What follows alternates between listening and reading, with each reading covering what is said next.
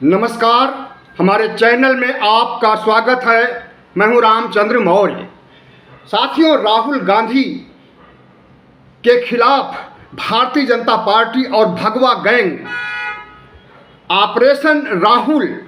Launch किया है। इस ऑपरेशन के तहत राहुल गांधी का चरित्र हनन, राहुल गांधी की आलोचना और राहुल गांधी को देश विरोधी, राष्ट्र विरोधी, हिंदू विरोधी साबित करने की कोशिश की जा रही है भारतीय जनता पार्टी और संघ की तरफ से। भारतीय जनता पार्टी का आईटी सेल, राष्ट्रीय स्वयंसेवक संघ के प्रचारक और भारतीय जनता पार्टी के छोट भैये, बड़ भैये और कद्दावर नेता राहुल गांधी के चरित्र हनन पर और उन्हें बदनाम करने के लिए पूरी ताकत लगा रहे हैं। जब से राहुल गांधी ने ओबीसी का मुद्दा उठाया है, महिला आरक्षण का मुद्दा उठाया है और अडानी पर प्रधानमंत्री नरेंद्र मोदी को घेरा है और महंगाई, बेरोजगारी को लेकर के जिस तरह से राहुल गांधी ने तीर चलाया है, उससे भारतीय जनता पार्टी, संघ परिवार और पूरा भगवा गैंग आहत हो गया है। और अब भगवा गैंग ने सोच रखा है कि नैतिक तरीकों से नहीं तो अनैतिक तरीकों से राहुल गांधी को नीचा दिखाने और राहुल गांधी के कद को घटाने का प्रयास किया जा रहा है। साथियों, राहुल गांधी को भारतीय जनता पार्टी और आरएसएस के लोगों ने ही पप्पू नाम दिया था, लेकिन उस पप्पू की छवि से लेकर के और जननायक राहुल गांधी बनने तक भारतीय जनता पार्टी ने हजारों करोड़ रुपया खर्च किया इनका चरित्र हनन करने के लिए, इनकी राजनीति को शून्य करने के लिए और इनके बढ़ते कद को रोकने के लिए। इस बात को किसी और ने नहीं, राहुल गांधी ने ही कहा था भारत जोड़ो यात्रा के दौरान कि भारतीय जनता पार्टी हमारे दुष्प्रचार और हमारे खिलाफ एजेंडा चलाने के लिए, हमारे ऊपर हमले करने के लिए और हमारे सियासी कदम को रोकने के लिए भारतीय जनता पार्टी हजारों करोड़ रुपया खर्च कर चुकी है और अभी कितना खर्च करेगी नहीं कहा जा सकता। लेकिन पैसों से क्या किसी का चरित्र हनन किया जा सकता है, किसी को बदनाम किया जा सकता है और किया भी जा सकता है, तो उसे जनता समझ रही है और देख रही है कि क्यों नरेंद्र मोदी और शाह बौखलाए हुए हैं राहुल गांधी से। क्योंकि राहुल गांधी का कद अब वो नहीं रह गया है जो 2014 और 2019 में था। भारत जोड़ो यात्रा के बाद से ही राहुल का कद इतना बढ़ा है और वह एक जननायक नेता के रूप में देश में जाने लगे हैं। भारतीय जनता पार्टी को इसी बात से तकलीफ है कि कैसे एकाएक चमत्कारिक परिवर्तन हो गया राहुल गांधी के व्यक्तित्व में, राहुल गांधी के सियासी कद में। राहुल गांधी से जितना डर है भारतीय जनता पार्टी को, उतना इंडिया से नहीं है या किसी विपक्षी दल से नहीं है, कांग्रेस से भी नहीं है। कांग्रेस, इंडिया और तमाम विपक्षी दलों से ज़्यादा राहुल गांधी से खतरा महसूस हो रहा है प्रधानमंत्री नरेंद्र मोदी और गृह मंत्री अमित शाह को। राहुल गांधी समय समय पर आरएसएस को घेरते हैं, सावरकर को लेकर के सवाल उठाते हैं, भारतीय जनता पार्टी की विकास विरोधी नीतियों की तीखी आलोचना करते हैं, अडानी से नरेंद्र मोदी के रिश्ते की बात उठाते हैं और अडानी के ऊपर तमाम सवाल उठाते हैं। सिर्फ इतना ही नहीं, बल्कि राहुल गांधी ने जिस तरह से पिछड़ी जातियों को जोड़ने का काम किया है, पिछड़ी जातियों के हितों और अधिकारों के लिए जातीय जनगणना कराने की राष्ट्रीय स्तर पर मांग किया है, इससे नरेंद्र मोदी बौखलाए हुए हैं। क्योंकि अगर जातीय जनगणना से इनकार करते हैं तो ओबीसी खफा हो जाएगा। जो 2019 में 44% ओबीसी भारतीय जनता पार्टी को वोट दिया था, वो 4% भी वोट नहीं देगा अगर जनगणना के मामले में नरेंद्र मोदी इनकार करते हैं तो। वैसे इनकार पहले कई बार कर चुके हैं, लेकिन अगर चुनाव के समय इनकार करते हैं कि हम राष्ट्रीय स्तर पर जनगणना नहीं कराएंगे, तो इसका बहुत बड़ा खामियाजा भुगतना पड़ेगा प्रधानमंत्री नरेंद्र मोदी को, भारतीय जनता पार्टी को। इसलिए राहुल गांधी को बदनाम करने, राहुल गांधी की मांग को मानने की बात तो दूर, राहुल गांधी ने जो एजेंडा सामने रखा है उस एजेंडे को पूरा करने या उनकी मांग को पूरा करने के बजाय राहुल गांधी का कद छोटा दिखाने का काम भारतीय जनता पार्टी करने लगी है। और इसी के तहत ऑपरेशन राहुल लॉन्च किया गया है। ऑपरेशन राहुल लॉन्च के तहत कांग्रेस के इतिहास को मटियामेट करना, राहुल गांधी के चरित्र को दोषपूर्ण बताना, तमाम महिलाओं के साथ इनके संबंध, फर्जी संबंध को, मनगढ़ंत संबंध को फोटोशॉप के जरिए दिखाना कि राहुल गांधी कितना महिलाओं के प्रति आसक्त रहते हैं और महिलाओं से कैसे उनके रिश्ते होते हैं। सिर्फ चरित्र हनन ही नहीं बल्कि राहुल गांधी के बहुआयामी व्यक्तित्व पर भी भारतीय जनता पार्टी के नेता नज़र रखे हुए हैं और उस व्यक्तित्व को धूमिल करने के लिए, उस व्यक्तित्व को चुनाव के समय में तिरोहित करने के लिए ही ऑपरेशन राहुल लॉन्च किया गया है। इसके तहत राहुल गांधी के वीडियो वायरल किए जा रहे हैं, ऐसे वीडियो, एडिटेड संपादित किए हुए वीडियो जिसमें कि राहुल गांधी वो शब्द बोलते भी नहीं हैं लेकिन दिखाया जाता है कि राहुल गांधी क्या बोल रहे हैं। राहुल गांधी के खिलाफ आपको याद होना चाहिए कि एक वीडियो भारतीय जनता पार्टी और आईटी सेल ने जारी किया था जिसमें यह दिखाया जा रहा था कि एक तरफ से मशीन में आलू डाला जा रहा है और दूसरी तरफ से सोना निकल रहा है, लेकिन उस वीडियो को आधा ही दिखाया जा रहा था। अगर पूरा दिखाया जाता तो वो वीडियो नरेंद्र मोदी का साबित होता, क्योंकि मूल रूप से वह वीडियो नरेंद्र मोदी का ही था और नरेंद्र मोदी का ही ये बयान था कि इधर से आलू डालिए, उधर से सोना निकलेगा। और उसी वीडियो को जब राहुल गांधी प्रचार करने के लिए, उसको वायरल करने के लिए, उसे जन जन तक पहुंचाने के लिए बता रहे थे कि इधर से सोना डालिए, इधर से आलू डालिए, उधर से सोना निकलेगा, तो सिर्फ उतने हिस्से को काट लिया गया, बाकी आखिरी हिस्सा जिसमें मोदी का नाम आ रहा था उसको हटा दिया गया। तो इस तरह से छल छद्म और गलत ढंग से पेश करने का काम भारतीय जनता पार्टी का है। फोटोशॉप के जरिए से, वीडियो में एडिटिंग करने के जरिए से, वीडियो वायरल होने के पहले उसमें छेड़छाड़ करके दिखाए जाने की वजह से। लेकिन इन सब वजहों से राहुल गांधी की छवि पर, उनके व्यक्तित्व पर कोई नकारात्मक प्रभाव नहीं पड़ेगा, क्योंकि इस देश की जनता ने राहुल गांधी के व्यक्तित्व को देखा है, राहुल गांधी के उभरते हुए कद को देखा है, राहुल गांधी की भारत जोड़ो यात्रा देखा है, जो 4000 किलोमीटर चल करके कन्याकुमारी से कश्मीर तक पसीना बहाते हुए एक टी शर्ट और एक पैंट में किस तरह से उन्होंने यात्रा पूरी की थी। पसीना पसीना हो करके लोगों से मिलते थे, लोगों की समस्याओं को सुनते थे और वही लोग उनकी प्रेरणा के स्रोत बन गए, उनके व्यक्तित्व को बढ़ाने में, व्यक्तित्व को चमत्कारिक रूप से बढ़ाने में योगदान किए। उन्होंने भारत को समझा कि भारत की असली तस्वीर क्या है और असली भारत क्या है। राहुल गांधी ने भारत जोड़ो यात्रा के दौरान ये बातें सीखी और उसके बाद से वो एक कद्दावर नेता के रूप में उभर करके सामने आए। और राहुल गांधी ने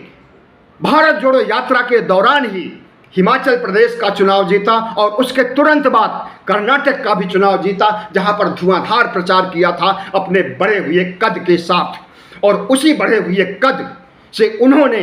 कर्नाटक वासियों को ऐसा मंत्र दिया कि भारतीय जनता पार्टी की पूरी तरह से हार हो गई और उनका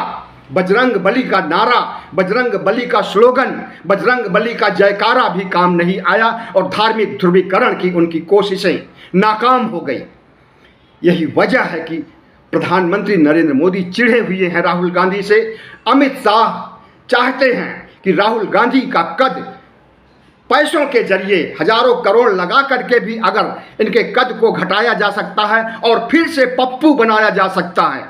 तो उसी फिर से पप्पू बनाने की प्रक्रिया के लिए ऑपरेशन राहुल को लॉन्च किया गया है।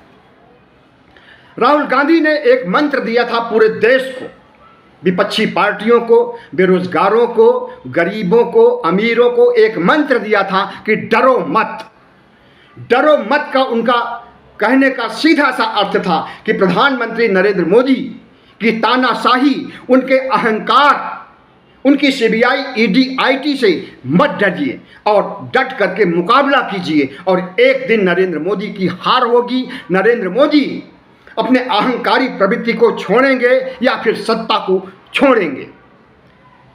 राहुल गांधी ने जिस तरह से पिछले एक साल से, पिछले 7 सितंबर से जब भारत जोड़ो यात्रा शुरू हुई थी से लेकर के अभी अक्टूबर चल रहा है, लगभग 13 महीनों में उनके पर्सनालिटी में जितना विकास हुआ है, उनका व्यक्तित्व विकास जितना हुआ है, और वो जिस तरह से एक जननायक के रूप में उभर करके सामने आए हैं, उसे भारतीय जनता पार्टी नहीं पचा पाई है। जयप्रकाश नारायण को कभी जननायक की उपाधि दी गई थी, लेकिन जयप्रकाश नारायण अब नहीं है, न उनकी विचारधारा ही कोई फॉलो कर रहा है,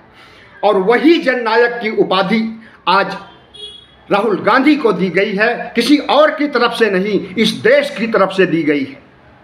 और जननायक के रूप में उनका जो कद बढ़ा है, उसके पीछे और भी कारण है। जननायक इसलिए कि जन जन से मिल रहे हैं, किसानों से मिल रहे हैं, किसानों के खेत में धान रोपाई करने में उनका सहयोग कर रहे हैं, मिस्त्रियों, कारीगरों, ऑटो मैकेनिक से मिल रहे हैं, ट्रक चलाने वालों से मिल रहे हैं, टैक्सी चलाने वालों से मिल रहे हैं, बढ़ई से मिल रहे हैं, और बढ़ई के साथ लकड़ी के सामान, कुर्सी और मेज बनाते हुए भी राहुल गांधी दिख रहे हैं। कुलियों के बीच में आकर के कुलियों की समस्याएं सुन रहे हैं, और कुलियों की वेशभूषा में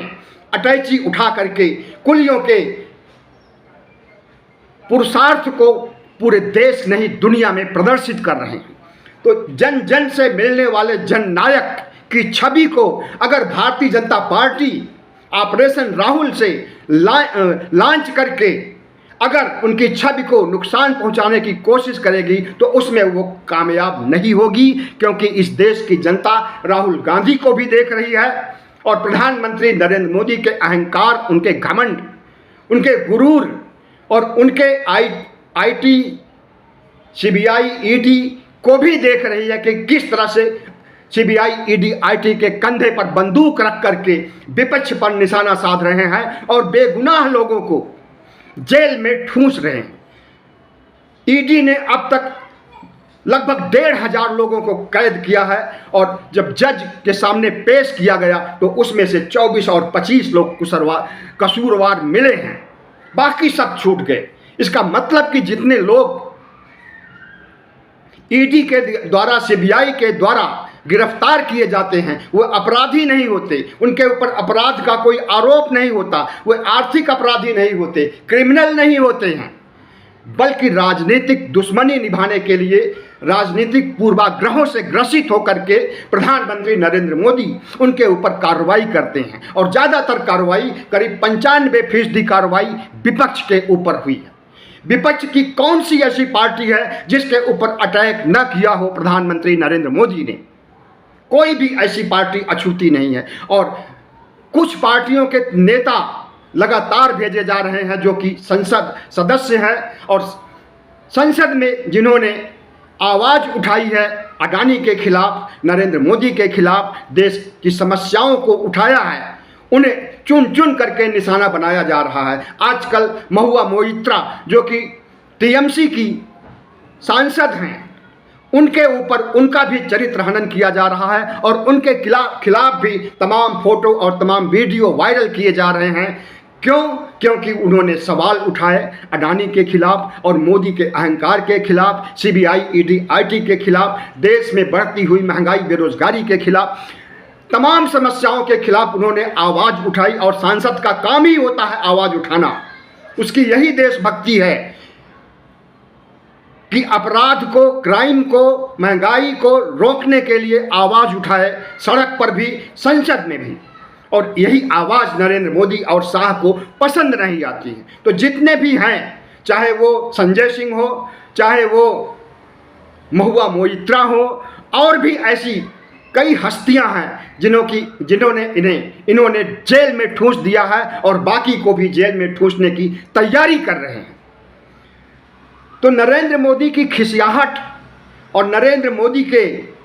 अहंकारी प्रवृत्ति का शिकार न सिर्फ विपक्ष है, बल्कि इंडिया गठबंधन जो बन करके तैयार हो गया है और जो नरेंद्र मोदी को कड़ी टक्कर देने जा रहा है 2024 के चुनाव में, उसके खिलाफ भी और इंडिया के घटक दलों के खिलाफ भी नरेंद्र मोदी ने मुहिम चलाई हुई है इंडिया को तोड़ने के लिए और इंडिया के अस्तित्व को खत्म करने के लिए।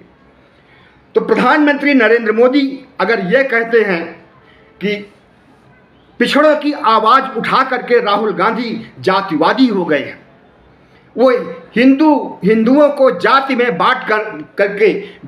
उनके विकास को रोकना चाहते हैं, हिंदुओं को राष्ट्र की मुख्य धारा में लाने से रोकना चाहते हैं, प्रधानमंत्री नरेंद्र मोदी गलत बयानी कर रहे हैं। अगर पिछड़ों की आवाज़ उठाना, दलित समाज, आदिवासी समाज की आवाज़ उठाना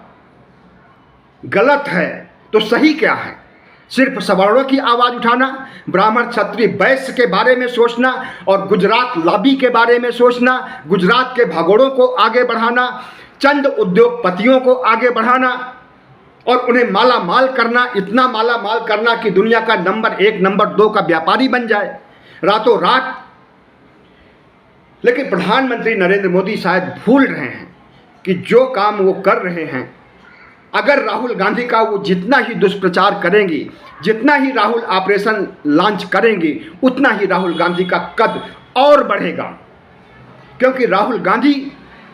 की सियासत को भी इस देश की जनता देख रही है और प्रधानमंत्री नरेंद्र मोदी की नकारात्मक सियासत को भी इस देश की जनता देख रही है और नरेंद्र मोदी को लगभग 10 सालों में समझ चुकी है कि ये क्या चीज़ है। आरएसएस से निकले हुए नरेंद्र मोदी सभी समाज के लिए, सभी धर्मों के लिए नहीं काम कर रहे हैं, बल्कि सिर्फ ब्राह्मणवाद को आगे बढ़ाने का काम कर रहे हैं, सांप्रदायिक ध्रुवीकरण, नरसंहार करने और सांप्रदायिक जहर बोने का काम कर रहे हैं। और जिस तरह से इन्होंने बेरोजगारों की बेरोजगारी बढ़ाई है, गरीबों की गरीबी बढ़ाई है और जिस तरह से इन्होंने तमाम जुमले दिए, तमाम विकास योजनाओं की घोषणा किया, चाहे वो स्मार्ट सिटी हो, चाहे वो गांव गोद लेने की बात हो, चाहे वो बुलेट ट्रेन की बात हो, तमाम ऐसे लगभग 50 ऐसे इनके जुमले हैं, इनके नारे हैं और इनके द्वारा चलाई गई स्कीमें हैं, जिससे कि देश का विकास तो नहीं हुआ, नुकसान अलबत्ते हुआ है। और वह नुकसान जितना नोटबंदी से हुआ है, जीएसटी से हुआ है, जीएसटी ने जिस तरह से कमर तोड़ महंगाई पैदा कर दी है समाज में और जिस तरह से छोटे व्यापारियों की हालत खस्ता कर दी है, उसे बताने की ज़रूरत नहीं है, सब लोग जानते हैं। तो प्रधानमंत्री नरेंद्र मोदी अगर राहुल गांधी के खिलाफ जातिवाद का आरोप लगा करके उन्हें बदनाम करना चाहेंगे तो सफल नहीं होंगे। राहुल गांधी के खिलाफ करोड़ों रुपए खर्च करके उनका चरित्र हनन करना चाहेंगे तो उसमें कामयाब नहीं होंगे। साथियों एक मज़ेदार बात और बताते हैं। जब से इन्होंने राहुल ऑपरेशन लॉन्च किया है और जब से इन्होंने इंडिया को नीचा दिखाने, इंडिया को तोड़ने का काम किया है, तब से बिहार में प्रधानमंत्री नरेंद्र मोदी की जाति पर सवाल उठाया जा रहा कि प्रधानमंत्री नरेंद्र मोदी जाति से बनिया है। 2002 के पहले वो बनिया ही थे, ओबीसी नहीं थे। और बनिया का कुछ वर्ग ओबीसी में आता है और कुछ वर्ग ऊंची जातियों में, सवर्णों में आता है। ये सवर्णों में थे। 2002 में जब प्रधानमंत्री बनते हैं तब अपने को ओबीसी की लिस्ट में डालते हैं। अब मुख्यमंत्री हैं तो जो आदेश होगा उसका पालन करेंगे ही और ओबीसी की लिस्ट में डालेंगे ही सरकारी नौकरशाह। तो निश्चित रूप से प्रधानमंत्री नरेंद्र मोदी अगर कहते हैं कि वो ओबीसी हैं तो ओबीसी वो नहीं है, और अगर कुछ हैं तो वो संघ का एजेंडा चलाने वाले संघ के प्रचारक हैं। नरेंद्र मोदी ने खुद स्वीकार किया था 2014 में प्रधानमंत्री बनने के बाद कि वो संघ के प्रचारक पहले हैं, प्रधानमंत्री बाद में। तो जो संघ का प्रचारक है, जो संघ के एजेंडे को आगे बढ़ाना चाहता है और जो संघ कभी कोई बयान देता है, कभी कोई बयान देता है, अवसरवादिता का परिचय देता है। आजकल संघ का कहना है, संघ प्रमुख मोहन भागवत ने अभी थोड़े समय पहले बयान दिया था कि हमने 2000 साल तक आदिवासियों पर, दलितों पर, ओबीसी पर अत्याचार किया है, उन्हें उनका वाजिब हिस्सा नहीं दिया है, उन्हें गुलामी दिया है, जहालत दिया है, वर्ण व्यवस्था का दंश दिया है